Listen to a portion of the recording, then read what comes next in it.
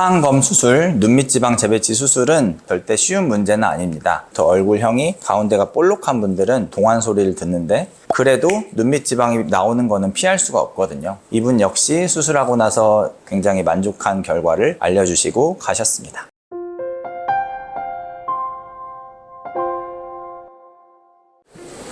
안녕하세요. 뮤투엘 성형외과의 최준호 원장입니다. 요즘 눈밑지방 재배치 수술 문의 많이 하신다고 해서. 네, 저희가 성형외과, 피부과, 병리과가 협진하는 3인 병원인데 겨울은 아무래도 성형외과의 성수기죠. 수술의 성수기인데 최근에는 이제 눈밑 수술을 많이 하고 있습니다. 요즘 근데 젊은 분들도 눈밑이 좀 이렇게 볼록해가지고 고민이신 분들이 많은 것 같아요. 눈밑지방 재배치라는 수술이랑 하안검 수술이 엄연히 다른 수술인데 좀 헷갈리기도 하고 어떤 수술이 나에게 맞는지 이런 것도 좀 어려운 부분입니다. 그런데 젊었을 때부터 눈밑이 불룩하게 나오는 경우는 특정 얼굴형을 갖고 계시거나 눈 모양이 좀 비슷한 분들에서 나타나는 특징이에요. 전체적으로 눈이 좀 동그랗고 예쁜 분들, 의학적으로 얘기하면 눈이 약간 돌출인 분들이 젊었을 때부터 눈밑 지방이 같이 나오는 경우가 많습니다. 눈 밑에 있는 지방은 눈을 보호하는 목적의 지방이고 눈이 돌출되면 거기랑 결합되어 있는 지방도 같이 나오기 때문에 젊었을 때부터 눈밑이 불룩한 게 고민일 수가 있죠.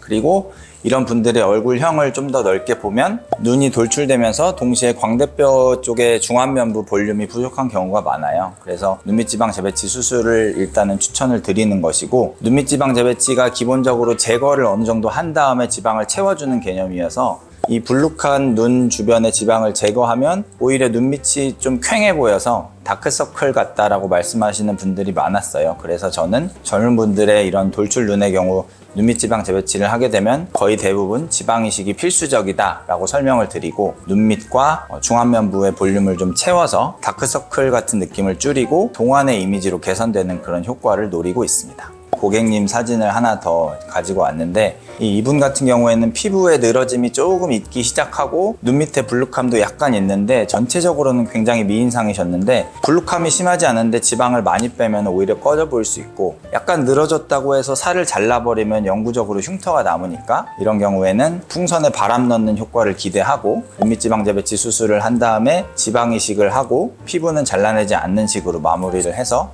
좋은 결과를 얻었습니다.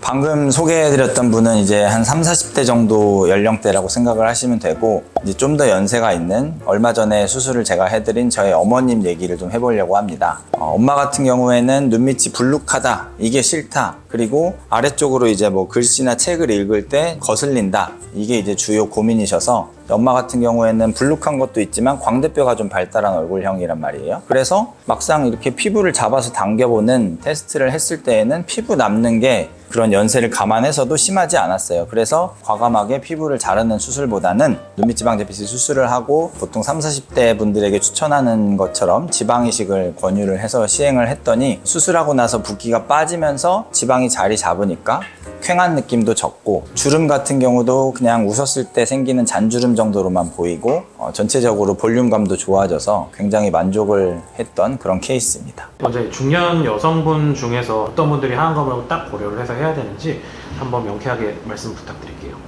사실 이거는 상담과 수술을 하는 제 입장에서도 명확하게 답이 존재하는 부분은 아니어서 항상 어렵게 느끼는데요. 일단은 상담 받으러 오신 고객분들의 주요 고민이 뭔지를 제가 항상 여쭤봐요. 그래서 피부 늘어진 게 싫다라고 말씀하시는 분들도 있고 불룩한 게 싫다라고 말씀하시는 분들도 있고 뭐가 문제인지는 모르겠지만 좀 젊어지고 싶다 이렇게 말씀하시는 분들도 있거든요. 근데 저는 이제 하안검 수술을 하고 나서 눈꺼풀이 살짝 뒤집히거나 좌우 비대칭인 경우를 몇 번 겪고 나서는 하안검 수술을 고지고대로 하는 것보다 눈밑지방 재배치 수술을 원래대로 결막을 통해서 하고 바깥쪽에 피부를 조금 잘라내고 바깥쪽 지방을 정리하면서 옆에 있는 안화뼈에 하안검을 걸어서 당기는 외안각 고정술을 같이 하고 있습니다. 그래서 증례 사진을 보시면 이분은 이제 눈썹 하거 상술이랑 하안검을 같이 했는데 중안면부의 볼륨이 원래부터 좋으셨어요. 원래부터 얼굴형이 가운데가 볼록한 분들은 연세가 좀 있어도 동안 소리를 듣는데 그래도